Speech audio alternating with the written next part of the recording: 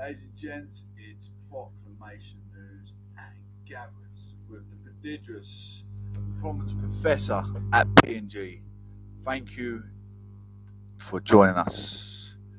If you're sitting here staying preserved and both observed, you're part of the aristocracy social elite. It takes a lot of observance to soak up what's in store ahead of us today.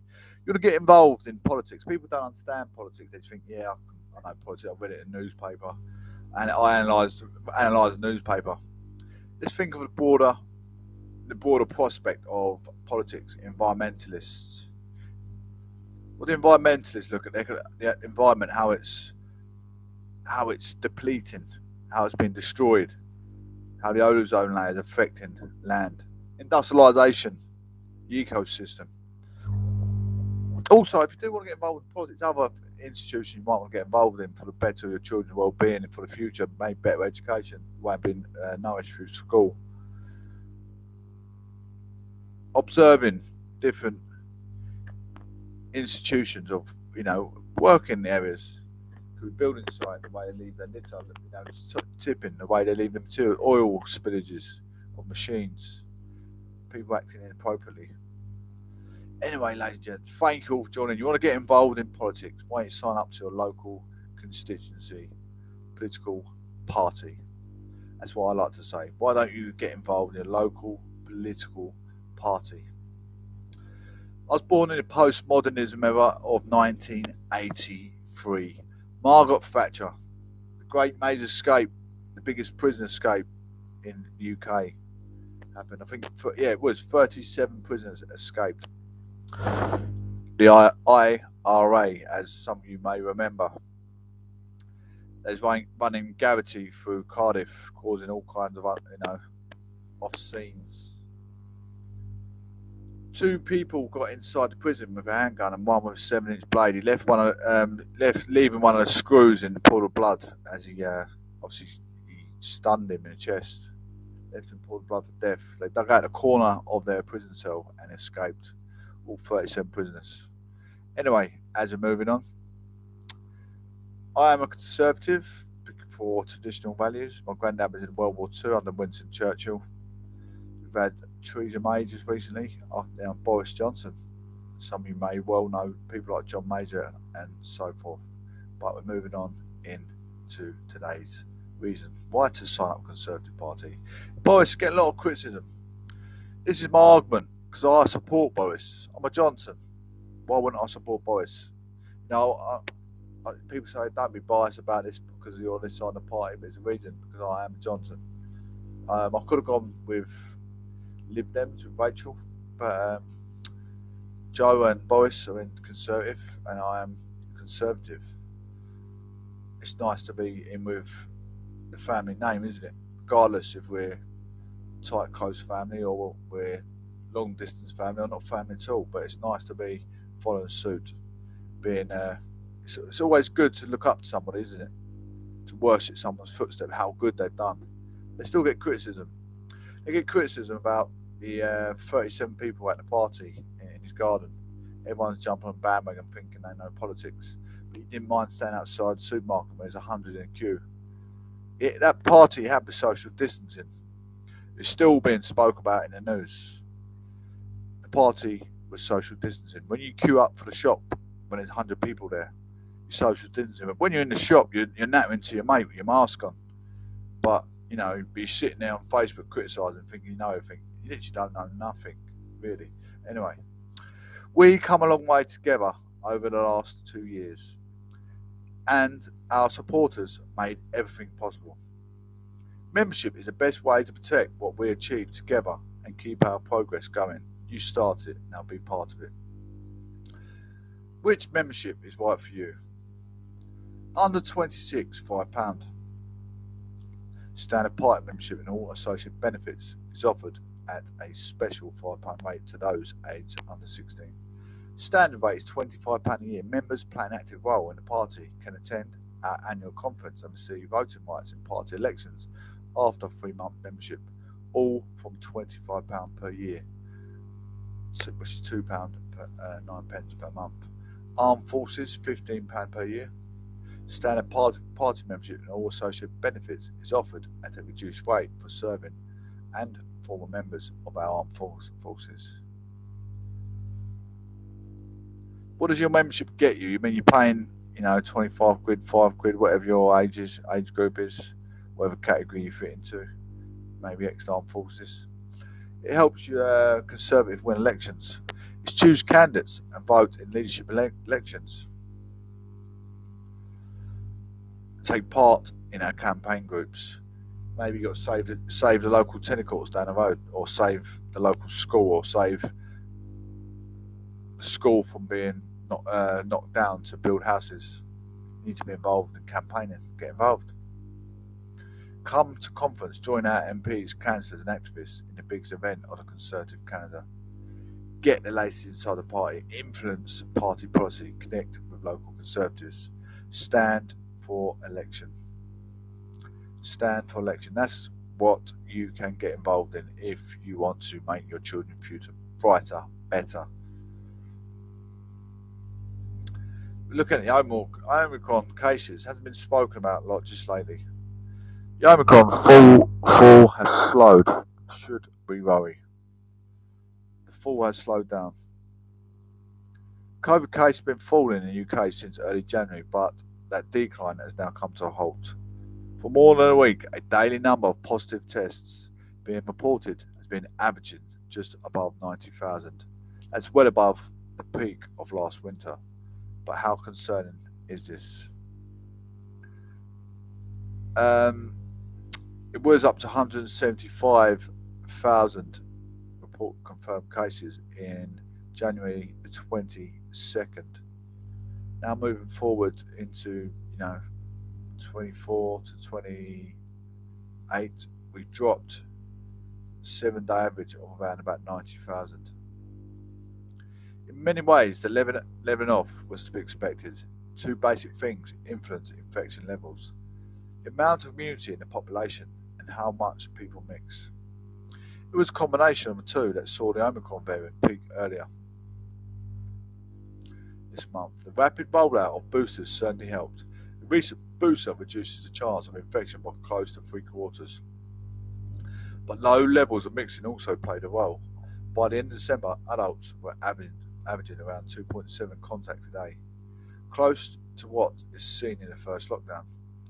As people have returned to work and school, contacts will have increased, giving the virus more opportunity to spread. Particularly high levels are now being detected in children, and this seems to be translating to an increase in cases in their parents' age group. Another factor that will come into play is waning immunity. By 10 weeks, that initial protection against infection has started to wane quite significantly. Cases are now going to stay high until the spring and continue to disrupt our daily lives. SOE, COVID symptom tracking app, lead scientist Professor Tim Spector believes it's crucial that we are responsible with our new freedoms and help prevent virus reaching the more vulnerable groups, he says. Deaths and serious illness should keep falling. The good news, Professor Spector says, is most infections in a vaccinated are mild, which would help keep the numbers ending in the hospital and dying low. That's because while protection against infection wanes, protection against serious illness is much more durable. Fewer COVID cases have resulted in death. It explains why there has been a huge drop in the death rate, and even with such high levels of COVID in recent weeks, deaths appear to have peaked at a level a bit below 300 a day, similar to that that's seen during the bad flu season. University College London epidemiologist Professor Tim Colburn says it's hard to predict the coming weeks, pointing out South Africa, where the variant was first identified, as seeing cases keep coming down. Be serious. But serious illness and healths in the UK can still continue to drop, even infections remain high or rise a little. He says this is because a growing proportion will be reinfections, which should on average be milder still, and new treatments like Paxlovid and trials suggest they can reduce the risk of hospital admissions or death among vulnerable adults by 89%. We've made huge strides in driving down the burden, and there's still more to come, but we're having to accept it as something we're likely to catch at some point, Professor Colborne adds. Is suppressing infections an option? The latter point is one scientists are increasingly making, but it does beg the question why more is being done to try and reduce infections after all restrictions are being eased across the UK. Professor Colburn says short a stringent lockdown is going to be a hard stop to the virus spreading now.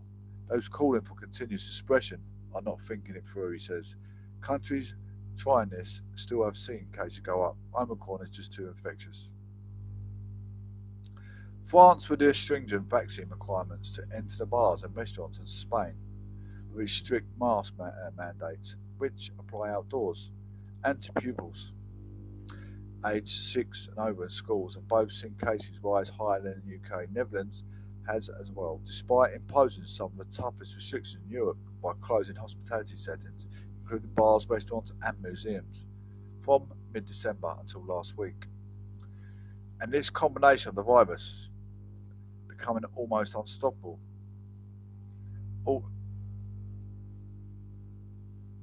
but also less diverse. Sorry about this. Also less deserved. Unstoppable. Also seeing, subverve means even those who have once advanced advocate a zero COVID approach, such as Edinburgh University professor Devi Sideri, accept it is time to change tactics. It was reasonable to move away from restrictions, she said in a recent article in the Guardian newspaper, as they were at risk of becoming more disrupted than now the defanged virus itself.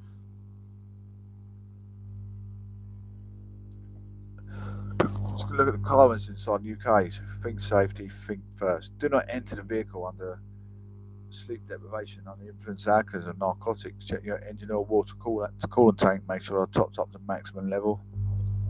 Make sure your passengers are seatbelts adjacent to the car seat, and babies are seats and car seats and seatbelts adjacent to the car seat. Check your PSI limits. Make sure they're topped up to maximum level. Make sure your tyres not bowled. Check for further police actions, road safety signs. Check for road workers not emerging onto the road, leaving behind the house fencing. Check your centre mirror, wing mirror before turning, acting in safe, sufficient directional choice before you enter. Things to think about before you enter the UK roads. Accident today at 10:14. Reports of accident at Moden Hall Lane near Crabs Hill. Traffic is coping well. It's in Chelmsford. Another one in Chelmsford. Heavy traffic on A1114 Essex Yeomanry Way at A1060 Parkway Army and Navy. There's always an accident there, or heavy traffic. It's because that accident just before it.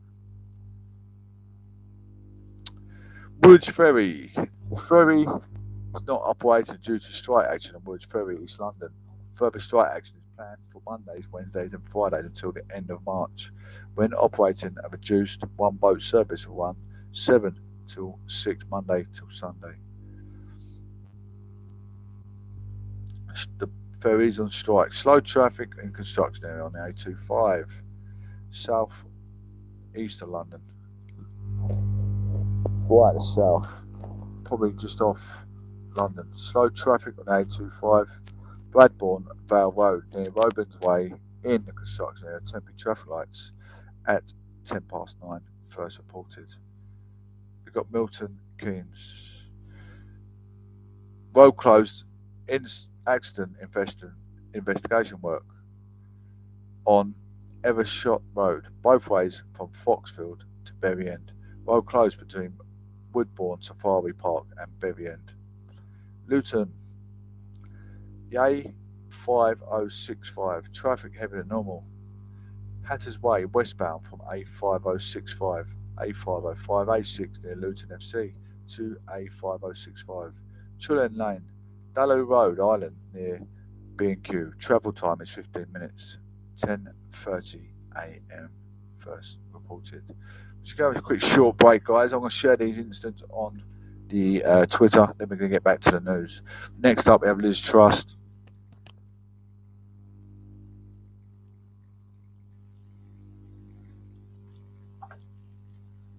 Sheffield. Kaz, what would you like to say? Hi, I think there are probably two options.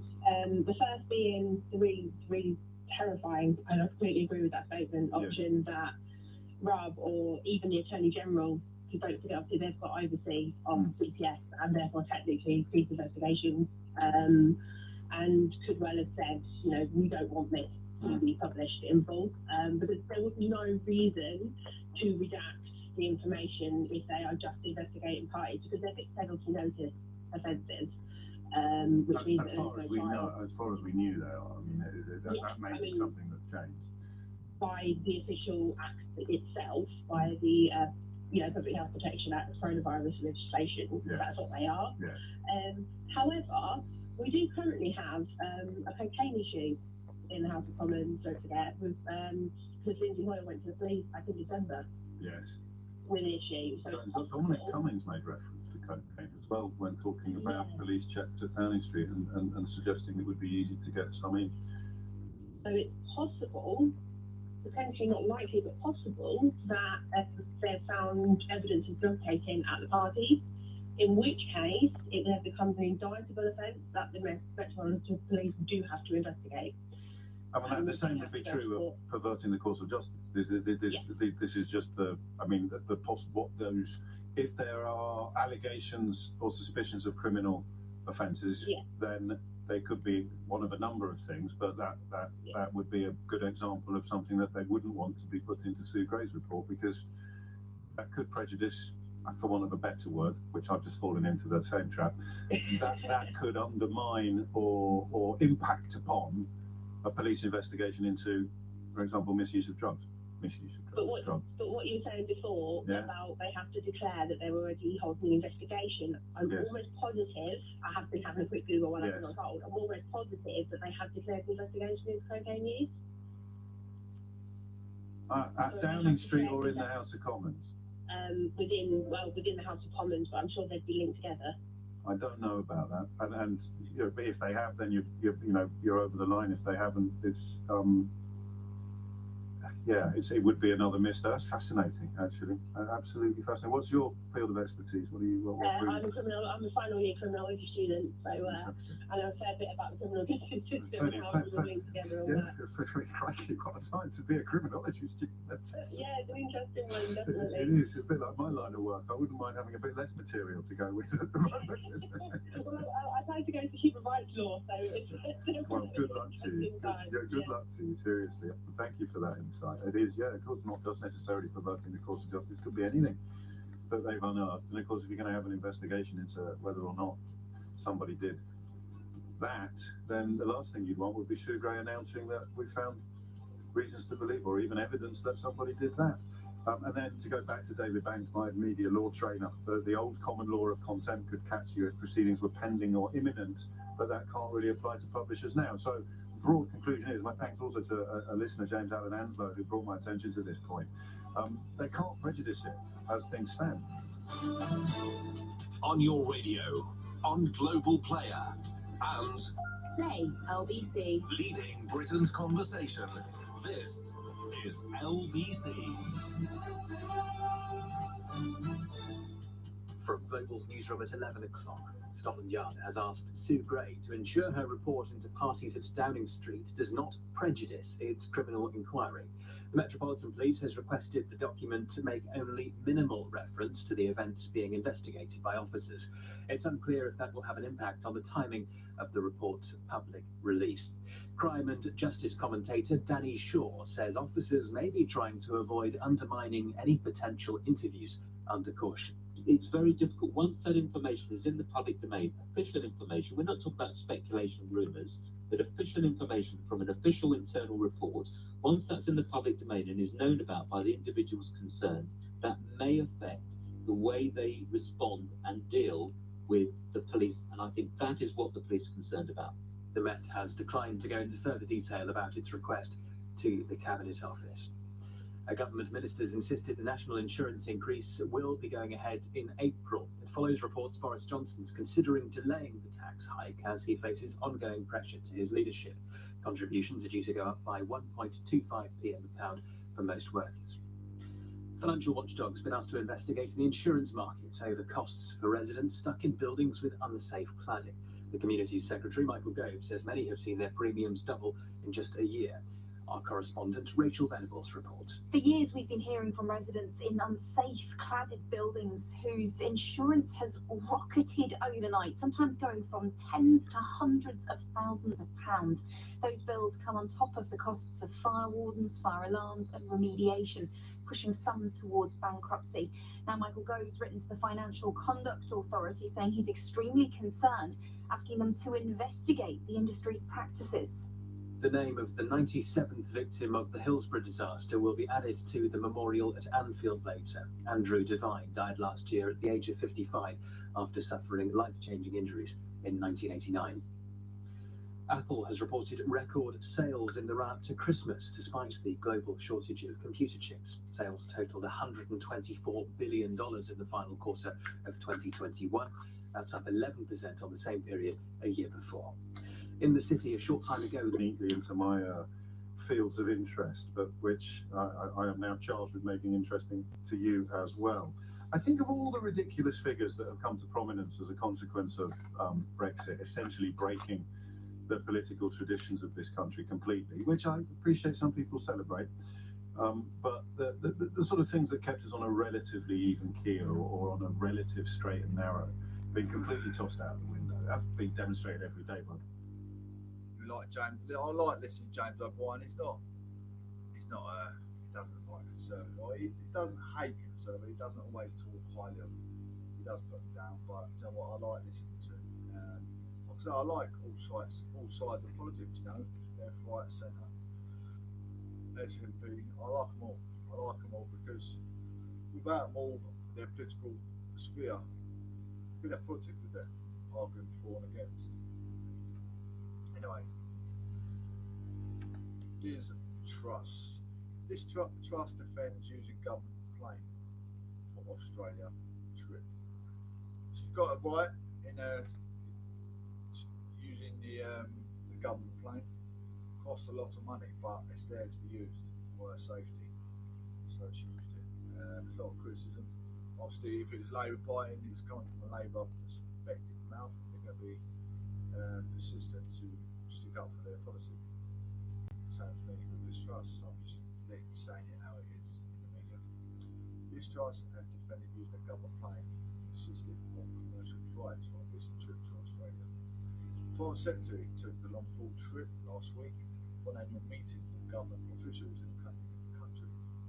Ms Truss insisted every government decision is based on value for money, including using the plane for a trip. The Labour and Urania accused the Tories of wasting disgusting amounts of public money on their own vanity. Foreign Secretary said use of the plane within the rules set by the Ministerial Code. Asked about the port when she was on a visit to Northern Ireland. Ms Truss confirmed she'd used the government's private plane for last week's trip. The Foreign Secretary has added, that is why we have a government plane to enable government ministers to conduct government business. Pushed on whether it was good use of taxpayers' money, she said, well, we have a government plane precisely so government ministers can travel. Every government decision is based on value for money. We have a government plane specifically so ministers like me in my role as Foreign Secretary can go and do work overseas, which is ultimately delivering for the British people. Government officials said using the government plane meant the UK delegation could travel together. As commercial flights were almost fully booked and would have separated Ms Truss from her team and security detail. It also said using the jet would allow private discussions on sensitive security matters, give the Foreign Secretary the option of returning to the UK early if needed. Little respect. The Ministerial Code says ministers can authorise non-scheduled flights when a scheduled service is not available, or when it is essential to travel by air. By the requirement of official or parliamentary business or security consideration preclude the journey being made by a scheduled service. The Labour Deputy Leader, Ms Rayner, said the use of the jet should show the public exactly how little respect this Conservative government has for taxpayers' money, she added. It is obscene that the government ministers are setting yet a hiking taxes and refusing to do anything to help working families who are now feeling the pinch on the cost of the living crisis. Tories waste disgusting amounts of public money on their own vanity and comfort. Labour wants to see families see cut energy bills. That is the difference. The Foreign Office spokesman said it was necessary for mistrust to travel abroad to press UK interest around security, trade and technology, as she did during the visit to Australia.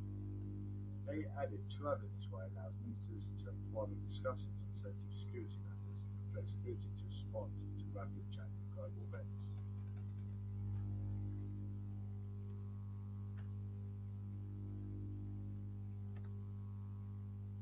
It is crime, mould and cancer. I know this cancer. Chrissy Morris guilty of breaching non-molestation against women. He told the court he plans to appeal the conviction. Essex Cancer has vowed to appeal after the jury convicted him of breaching non-molestation against a woman. Chrissy Morris, independent cancer of Haybridge West and Malden District Council, has claimed his breach of the order was a coincidence, as he did not know where the woman lived. I'll stick up for Chrissy Morris in his defence because I've had exactly the same thing happen to me and I am training local cancer. Chrissy Morris is not guilty, I believe. I'm only saying for my same thing, my exact same thing. I've been sat here, you guys know I've been sat here. I've been sat here for the last 4 years, for that matter. You listeners, I've been here for the last 4 years. Why on earth would I care what the next part is doing? I'm moving on in my life. I'm climbing mountains. The 47-year-old stood trial at Chelmsford Crown Court for breaching the non-molestation order on July 22nd, 2019. An alleged breach of restraining order against the same woman on January 5th, 2020. After less than 2 hours of deliberation, the jury of 6 men and women returned an unanimously guilty verdict on non-molestation order breach. They found Cancer Morris not guilty unanimously of breaching the restraining order. Chris Morris always denied being present on that occasion. Chris Morris showed little emotion as the jury verdict was read out. The trial heard that the woman had moved from Malden to Whittam on July 21st, 2019. Despite not telling Chris Morris where she had moved to, he spotted him outside the road the next day. The woman's partner also saw Chris Morris walking around the road. Chris Morris insisted it was a coincidence that he was visiting a friend he could not find his house. Following the verdict, Sarah Taylor, prosecutor, read out a victim impact statement for the woman, detailing the fear she felt from Chris Morris. She said, "I suffer stress and anxiety daily. I was driving to shops out of the area. I was always worried about bumping into him. I've sleepless nights and I barely go out anymore. I thought Chris Morris would want nothing more from me to have a miscarriage. Although there is a restraining order, he can do what he wants when he wants. I know how relentless he can be. He sees no wrong in what he does. It scares me." While the statements were being read out, Chris Morris could be seen shaking his head in the dock.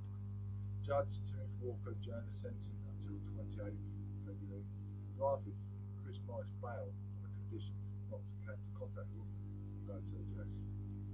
It is horrific, it really is horrific. I do feel sorry for Chris Morris. It warned Chris Morris he will be locked up if he breached those conditions. Chris Morris told the court he intends to appeal the conviction. my heart goes out to Chris Morris. Whatever went on in between him and Mrs., I'm pretty sure the guy is not interested. I'm pretty sure he's moved on a million times. Why is it still going on? I don't know. I mean, I'm still going through the same rigmarole, and I've climbed leaps and bounds. I've never cared about my ex. I'm good about someone. I'm not going to care about now. I'm pretty sure he's the same predicament. He's a boxing man.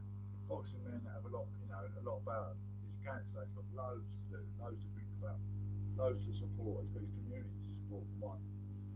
He's not going to be worried about his ex. Obviously, it's unheard of. In my eyes, it's unheard of. Anyway, guys, like gents, I don't know his absolute situation. I'm saying for my verdict. I'm pretty sure he's the same. I'm off to see another lover. Cooler than you. Take care, one love. God bless. Have a wonderful, wonderful weekend. Speak soon. Take care.